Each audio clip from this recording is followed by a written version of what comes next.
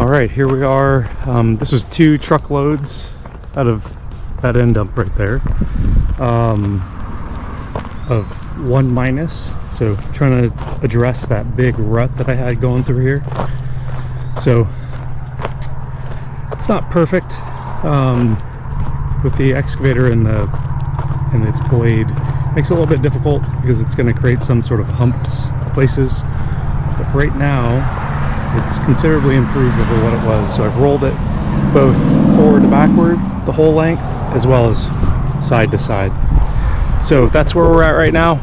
It's not completely finished, but it's done for the next week or so. I want to get the trucks to help compact it so I'll know where my low spots and my high spots are. So make any comments if you have them. Happy to take any suggestions.